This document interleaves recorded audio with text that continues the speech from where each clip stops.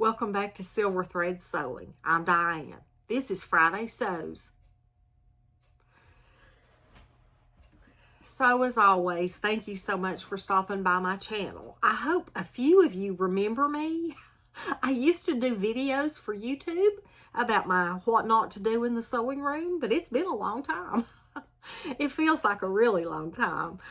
Before I get started, I want to say thank you to Jen from Today in Jen's Sewing Room for starting the hashtag Friday Sews. That's a time that we get together on Fridays and talk about sewing and life. Now, normally, most people, I think, usually talk about sewing and then life. But this one time, I hope you'll forgive me. I want to talk about life first, briefly.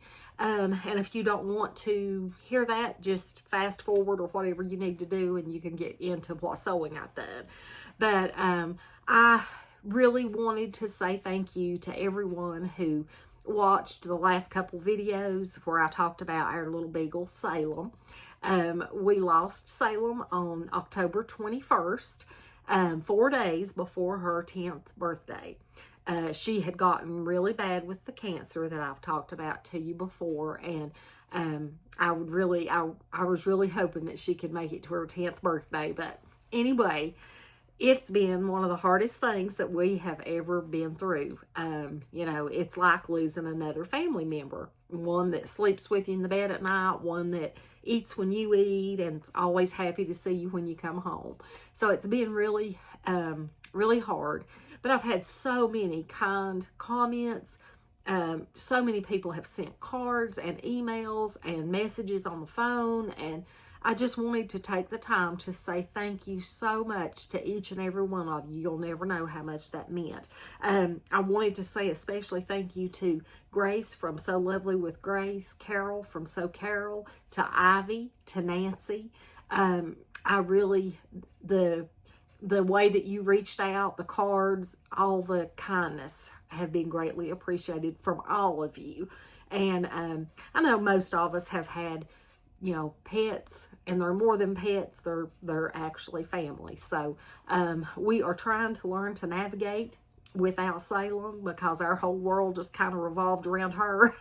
She told us when to go to bed, when she wanted to get up, and we just kind of let her. So it's a different world for us than from the last 10 years. But we are thankful for every day that we had her, and feel very blessed and very grateful.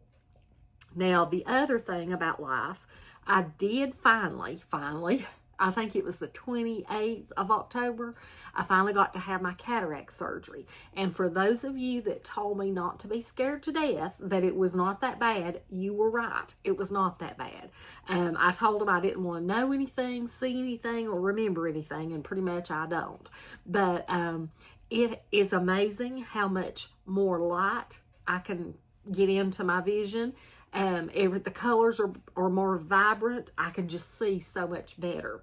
And they did check my vision, and it was improved by like 1.5 lines on the little eye chart, which was not that much. It was still 20/50, but they're going to do the refraction in a couple of weeks once my eyes all healed, and try to see if they can improve that a little bit more with different lenses in my glasses. Now, I don't have a cataract on my right eye, because I've not had any shots in it. One of the side effects from the shots that I get for AMD and for diabetic retinopathy causes cataracts, and also causes them to mature faster. So hopefully my right one will stay okay for a while. But if I have to have shots in it, which I could, then of course it'll make cataracts develop and mature faster. But that's all the life I have to talk about today. Last thing, we still have our little foster grandbaby, and we are just really thankful for that. So that's the end of life. I will stop right there and try my best to keep it sewing related for the most part from here out. I have I took a little bit of a video and some pictures today. So this is our love seat in the living room, and that's our couch. And if you notice, we have these covers. I have the dark gray covers on the back cushions, and then the light gray cushions on the bottom. And that's true for both the love seat and that's the love seat and the couch. So we had gotten that some time ago, and the only other piece is an oversized chair. So I'm going to stand up and try not to make anybody too dizzy. So this is our oversized chair. It's called a chair and a half, but it's almost as big as the love seat. It's just a little bit shorter than the love seat is. So I'm going to take these cushions off, and then I'll show you what I'm making for. I couldn't ever find a cover for this. I found one for the back that fit fine, but I never could find one for the bottom cushion, this one here. So I bought a gray knit sheet, and I am working on just making a cover just for the bottom cushion of this chair. And let me spread it out on there, and I'll show you what I'm doing. I took this sheet. This is a cotton knit sheet, and it's in a light gray, similar to the couch. It kind of coordinates well enough. The reason I wanted covers for all this was because Salem loved to lay on the couch and the chair and anywhere else she might want to lay, and I thought that would help me to keep things tidy and neat. But I never did find a cover for this cushion because it has these little wings on each end, and everything I found that was long enough for this oversized chair didn't have that. So I just decided to get a flat sheet from Amazon and make it. So basically all I did, I took that sheet and I used the top edge where it has the wide little hem on it because I knew I needed a straight edge, and I just pinned that on that cushion and marked around all of these little corners and measured all the way to the back underneath that cushion and around, and I cut it out, and I have measured. It is 7 inches from the top of the couch cushion to like the bottom of it where it will go underneath. So I have cut 2 strips of fabric that is about 12 inches wide, and total I've got 124 inches, and I needed 122 inches to fit all the way around. It's really simple. I'm just going to sew it right along the edge of this and going around the curves, and then underneath this will go under by about 5 inches, and I'm going to turn up about a 1-inch hem. And I don't know if I'll use elastic or if I might use just a strip, like a 1.5-inch strip of this fabric, and I could sew it together to get the length I need. But then just kind of pull it. It makes a great drawstring, and it should hold up just as well as elastic would. And I've got it, and it would be a lot easier just to thread that through the case that I'm going to make. But when I get that finished up, I'll show you. Did wind up just using the sheet, cutting 2-inch strips, sewing the short ends together, and making a drawstring. And I like the way it turned out. I think it looks good, and it'll serve the purpose just fine. So it turned out pretty good. It's still hard to get those wings, I call it, on the ends, like where the arms of the chair come out. Still kind of hard to get those perfect, but I think that worked really well, and I'm happy that I've got something on there now that I can wash. Even though Salem's not here to make a mess, Greg is still here, so I feel sure that I will have opportunities to need to wash that over time. So the last thing that I had finished making was those red Ponte pants, and I love them. They fit really good. They have the yoga waistband on them, and I was going through my fabric stash the other day, and it is starting to get cold here. It's not been so much this week. It's been pretty reasonable, but I think the high is supposed to be like 35 degrees Fahrenheit next week. So it's gonna feel chilly here in the next few days. I hope it doesn't last too long. Maybe it'll warm back up just a little bit before it sets in for the whole winter. Anyway, this is the color of the pants. You probably remember them. I've talked about them to death. I've talked them to death. But I have a piece of striped knit, and I've got I have like 4 yards of this, and it is a polyester knit, but the Ponte pants are polyester as well. And I wish I could show you that really clearly. Let me turn on the light. So I think this will match pretty close.